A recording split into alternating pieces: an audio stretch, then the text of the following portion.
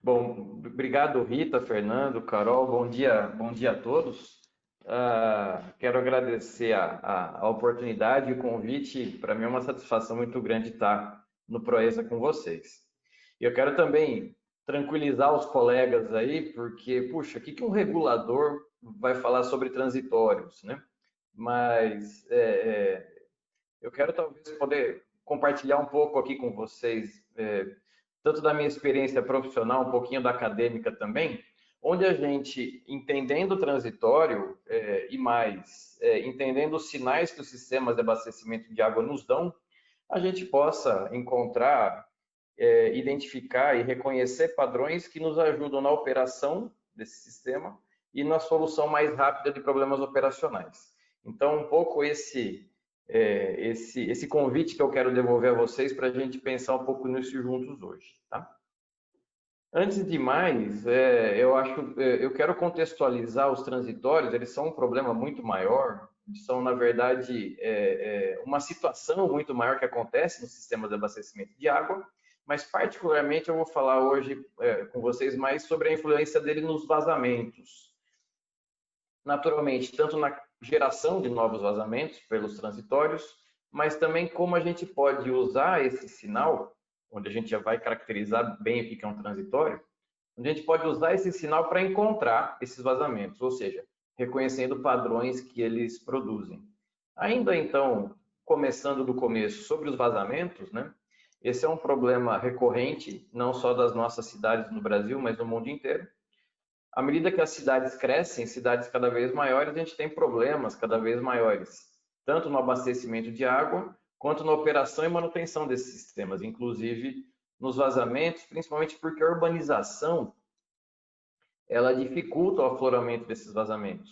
Quando a gente urbaniza, reveste uma superfície, as tubulações que estão ali embaixo, elas têm uma dificuldade adicional para mostrar novos vazamentos. Principalmente aqueles grandes vazamentos que às vezes são de difícil detecção sonora.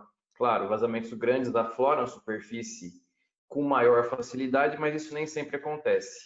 E a gente tem grandes rompimentos, às vezes, que demoram aí dias ou dezenas de dias para serem encontrados e resolvidos. A gente tem um tempo de maturação dos vazamentos aí, um tempo de consciência, você saber que tem um vazamento, depois localizá-lo efetivamente, que é um tempo de localização, e o tempo de reparo. O tempo de reparo, às vezes, ele é da ordem de minutos ou horas. Tá? O tempo de localização, às vezes, não é tão grande também, mas o tempo de consciência, você saber que tem um vazamento, ainda mais quando você não tem uma pesquisa ativa, onde você vai atrás do vazamento, você depende dos usuários te dando essa resposta, ligando no 0800 para te dizer onde o vazamento está. Às vezes esse tempo de consciência do vazamento ele é bastante longo. Mas o fato é que novos vazamentos no sistema de abastecimento de água, eles têm uma relação causal, de causa e efeito, com as grandezas hidráulicas do sistema de abastecimento de água. Se eu tenho um DMC, se eu tenho um setor de abastecimento, por exemplo, e lá surge um novo vazamento, espera-se que as pressões ali vão cair e a vazão de entrada desse DMC vai subir, vai aumentar. Então, eu tenho uma relação entre um fenômeno físico e as consequências nas variáveis hidráulicas do setor, principalmente pressão e vazão. Tá? E quando a gente olha essas variáveis hidráulicas, principalmente a pressão, antes e depois do vazamento, a gente tem uma parte da informação, a gente tem uma parte da informação que essa variável nos dá. É igual quando a gente está viajando de carro, né? E alguém fala, olha lá pela janela, e você olha rapidamente para fora, você tinha a imagem antes e do depois. Se tinha uma paisagem bonita ou alguma coisa ali, ela passou por poucos segundos e você não conseguiu ver. Quando a gente olha um sistema de água, a gente sabe que em determinado ponto tem uma pressão de 30 MCA.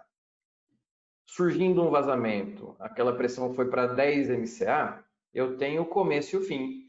Mas como ela foi de 30 para 10, isso que é exatamente o transitório, ele revela uma assinatura hidráulica, ele traz características do sistema muito particulares. e que podem ser muito úteis na localização desse vazamento.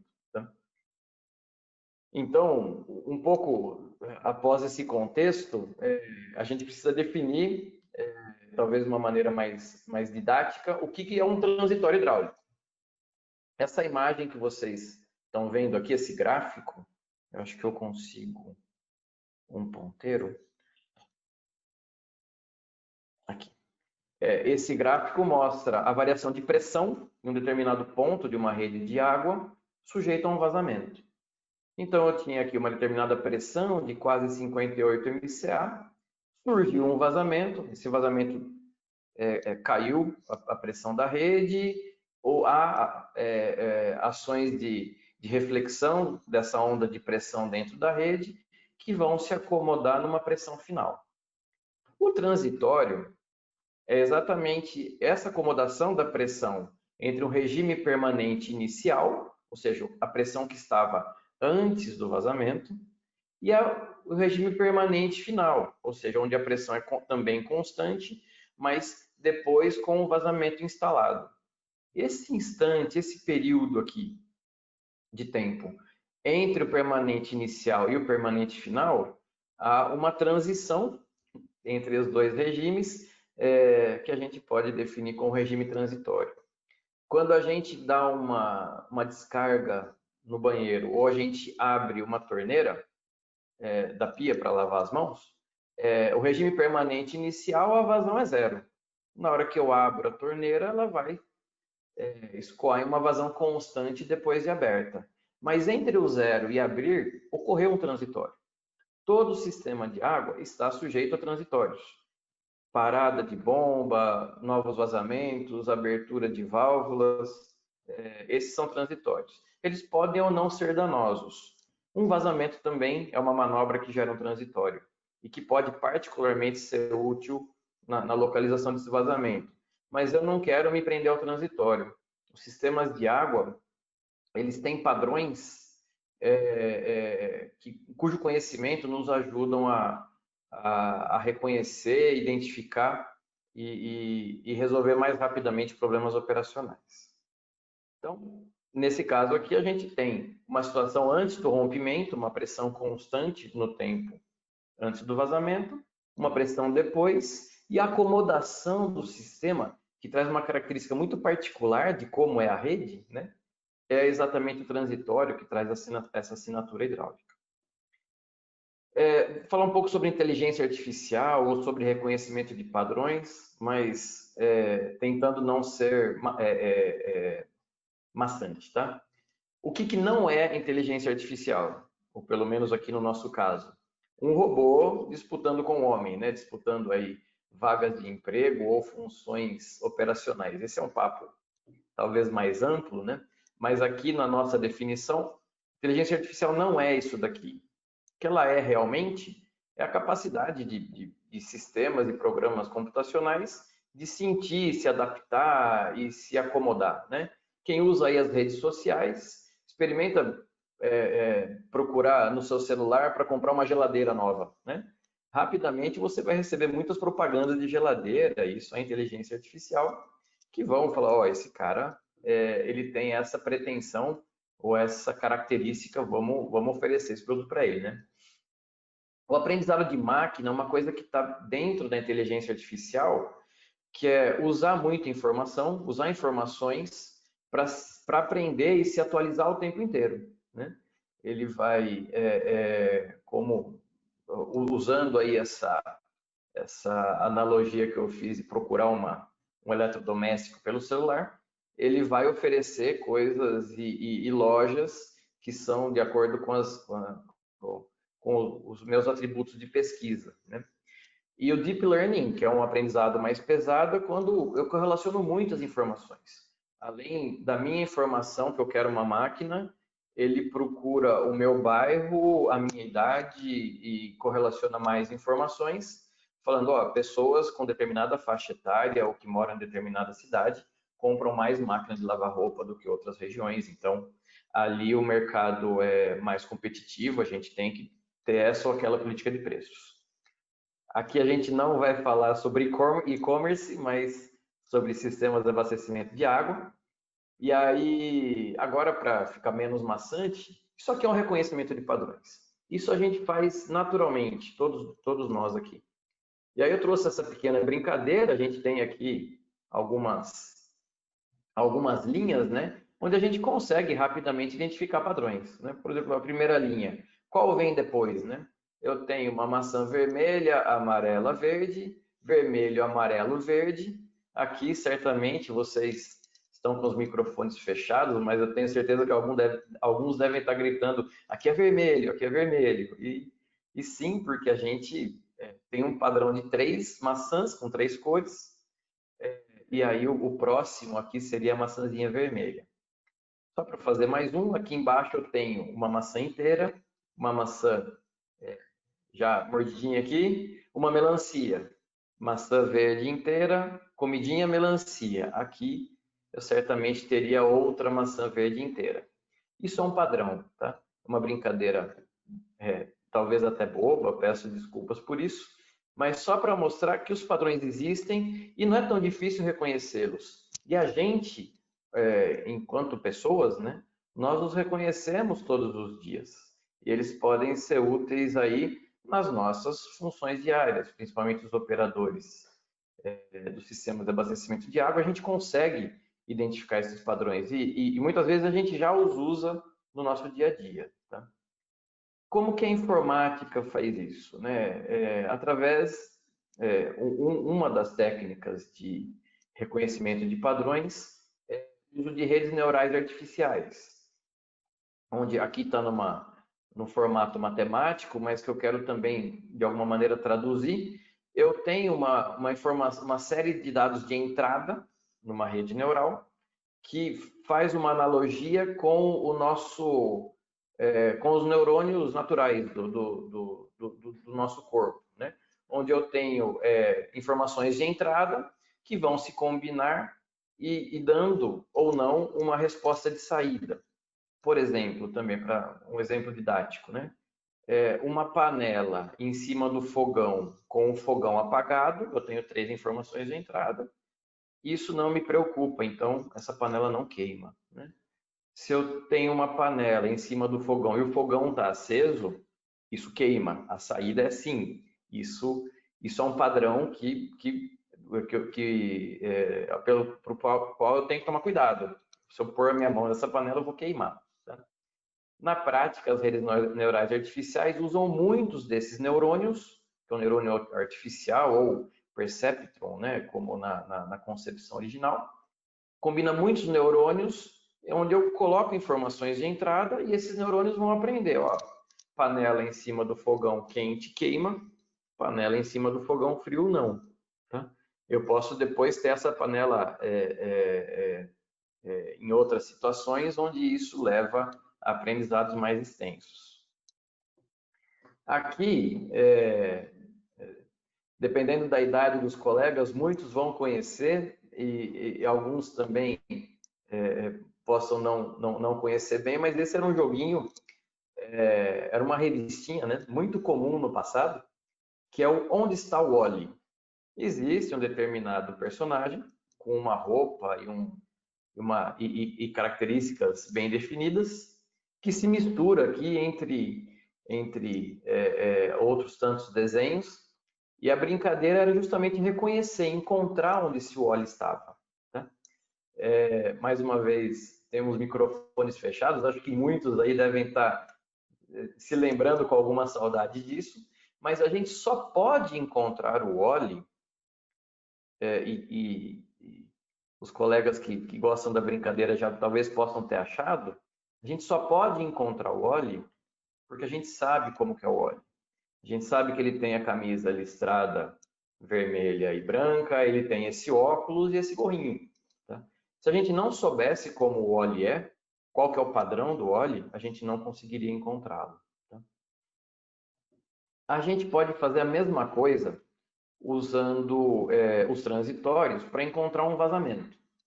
Vou imaginar agora que eu tenho aqui 2 reservatórios de abastecimento de água, interligados aí por uma adutora entre eles. Tá?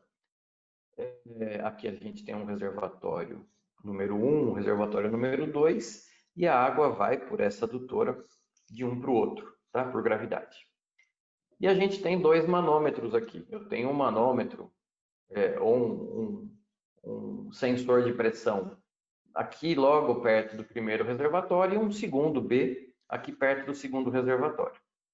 E eu monitoro a pressão desses dois pontos ao longo do tempo. Em condições normais, essas pressões estão constantes, tanto em A como em B. Só que se eu tenho um vazamento, de repente há um rompimento nessa adutora, eu consigo registrar os efeitos na pressão desse vazamento nos dois pontos A e B. O ponto A me dá essa curva preta, onde eu tenho aqui a curva preta, eu tive uma queda de pressão entre um permanente inicial e um permanente final. E a pressão observada no ponto B é a curva vermelha, onde eu tive aqui uma variação entre um permanente inicial no ponto B e que também teve uma variação e se acomodou no permanente final aqui em B também. Talvez alguns colegas possam responder, identificando esse padrão. Ora, o ponto A, ele demorou um pouco mais para observar o vazamento, para sentir o vazamento, né? Ele estava aqui num permanente, ele demorou bastante para sentir, e quando sentiu, ele sentiu um pouco menos do que o ponto B. O ponto B sentiu mais rapidamente esse vazamento, e quando sentiu, sentiu de uma maneira muito intensa. Então, provavelmente, esse vazamento pode estar mais perto de A ou mais perto de B. Mas como os efeitos dele foram sentidos mais rapidamente, de forma mais intensa no ponto A, muito provavelmente esse vazamento está mais perto de B do que em A. Se essa adutora tem 80 quilômetros e eu puder reduzir o espaço de pesquisa desse vazamento em 1/3 ou em 1/4 da extensão inteira, eu consigo economizar tempo, economizar água e uma resposta mais rápida para esse vazamento, né? Em termos de a consciência eu tive, ó, tá vazando. A localização e o reparo desse vazamento. Esse é um exemplo aqui de ordem mais direta. E isso não é exclusividade nossa, dos seres humanos, tá? Olha a concorrência aí. Na Austrália, eles estão treinando cachorros para sentir o cheiro de cloro, tá? O odor do cloro, né? E esses cachorros aí, eles vão correndo por sobre redes de adutoras, sentindo o aroma, o cheiro do cloro e encontrando vazamentos. Então a gente tem uma concorrência aí desleal, né? Porque o olfato deles é muito melhor que o nosso. Ainda bem que eles ainda não dominam os sensores de pressão e as técnicas de localização de vazamentos, que senão muitos de nós teríamos aí uma ameaça nos nossos empregos, tá? Como que o cachorro faz? Ele também reconhece um padrão. Ele não sabe que é um vazamento. Ele não sabe nem o que é cloro. Ele sabe que tem ou não o cheiro. O operador, aquele que conduz o cachorro e o acompanha, sabe que aquilo pode ser um vazamento e usa dessa característica de reconhecer padrões do cachorro para ajudar nas suas operações. Quero apresentar para vocês aqui os resultados também de um trabalho que usou essa característica do sinal de pressão a partir de observações do sistema de simulações hidráulicas, onde eu vou me ater menos à metodologia aqui, mas eu entro com um sinal de pressão, eu estou observando as pressões na rede de água, e aqui foram usados 3 métodos, né? Um chamado LOCP, que é usando todo o sinal de pressão, que eu já vou mostrar para vocês. Um outro chamado LOCSAX, que pega um pedacinho do sinal de pressão para ter menos informação em processamento, isso dá respostas mais rápidas, e o outro pegando só o pico do vazamento, só o tempo em que demorou para sentir e a intensidade desse vazamento. Tá? Esses dados podem compor e treinar uma rede neural artificial para identificar mais rapidamente onde esses vazamentos estão. Aqui talvez fique mais claro quando a gente tem os 3 métodos, né? O primeiro deles, chamado LOCP, eu tenho todo o sinal de pressão, então eu tenho a curva inteira de pressão. Se eu estou medindo uma pressão por segundo durante 120 segundos, eu tenho 120 dados de pressão, é bastante informação. O LOCSAX é um método, para ser bem objetivo, né? Ele codifica essa curva original, distribuindo isso numa curva normal. Então, eu consigo transformar toda essa curva numa palavra, né? Nesse caso, é uma palavra que tem 8 caracteres. Então, eu consigo condensar bastante a informação. Isso, em termos de processamento computacional, é muito útil, né? Ou eu posso só pegar o tempo que demorou para a pressão cair e a intensidade dessa queda, né? Eu só tenho um par de pressão, o P e o O. Eu só um par de informações que eu processo ainda de forma muito mais rápida. Esse método foi aplicado para algumas redes de distribuição de água. Uma delas é uma rede que foi monitorada pela Ares PCJ, junto com o DAI de Santa Bárbara do Oeste.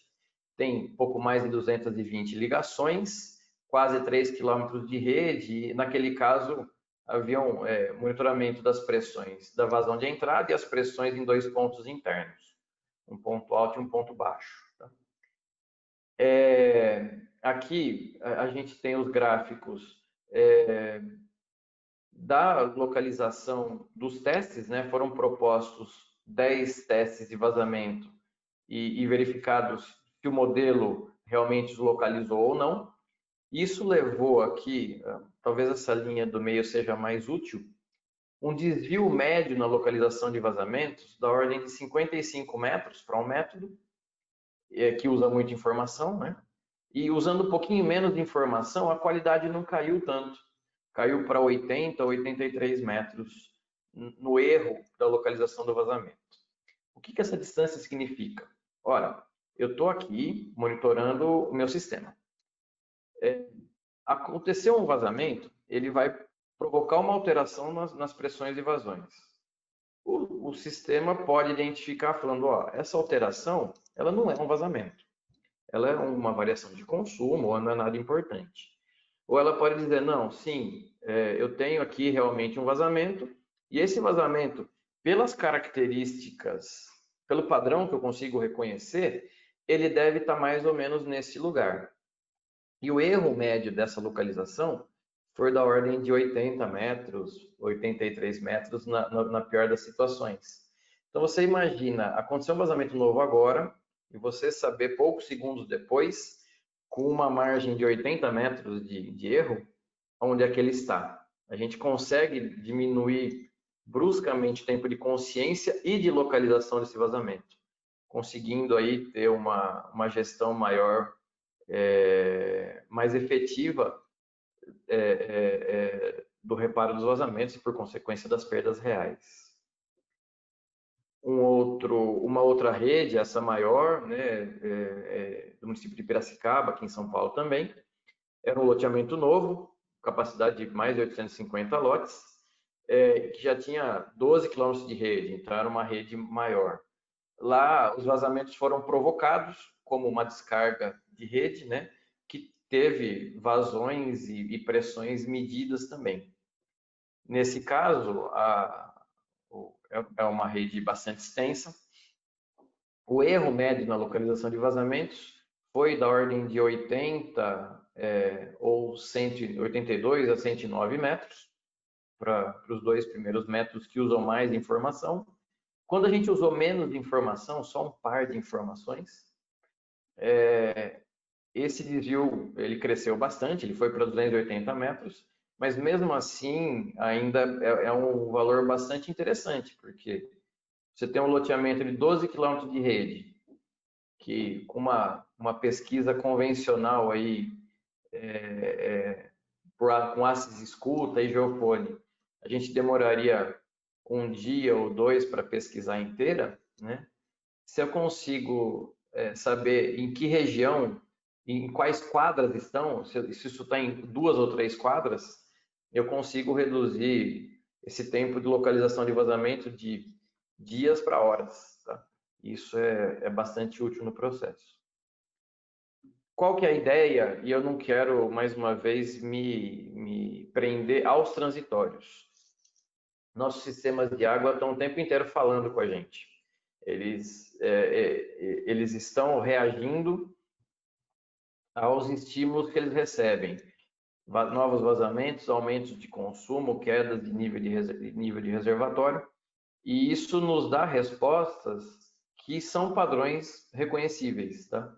E se a gente pode ter um monitoramento em tempo real, usando testes de campo e usando eventualmente simulação hidráulica também, eu consigo criar um sistema previsor que pode ser mais complexo, ou às vezes eu já vi muitos sistemas de água que tem lá na praça, pequenininhos, né? Lá na praça tem um manômetro, fica lá no meio da praça, né? E eles sabem que quando aquele manômetro fica abaixo de 8 MCA, determinada rede de um lado da cidade tem algum vazamento grande ou tem algum rompimento. E aí ele já consegue dar atenção para isso. Tá? Isso é um padrão. Tá? Não precisa de, nesse caso, não precisa de nenhum computador e nenhum cachorro, né? Como a que a gente viu, para identificar isso. É um padrão facilmente reconhecível. E a gente pode, com o monitoramento desses sistemas, gerar cada vez mais informação, remetendo lá ao conceito de machine learning, né, de aprendizado de máquina, para retreinar e deixar esse nosso previsor cada vez melhor. E ele mandar lá informações de previsão para as equipes em campo, de forma que a equipe possa ser mais assertiva, levando resultados mais importantes para a operação.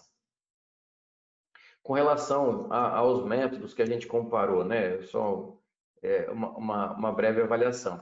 A gente viu que quando a gente usa toda a informação de pressão, a qualidade de localização foi melhor, mas reduzindo, em termos práticos, né, no dia a dia nosso, reduzindo a informação, isso, mas de uma forma inteligente, isso não reduziu tanto a qualidade final, ou pelo menos a utilidade do sistema. E quando a gente usa isso junto com a vazão, a gente tem um double check, né? Então, ó, caiu a pressão naquele lado, pode ser um vazamento. Avalia se a pressão, se a vazão de entrada do DMC aumentou.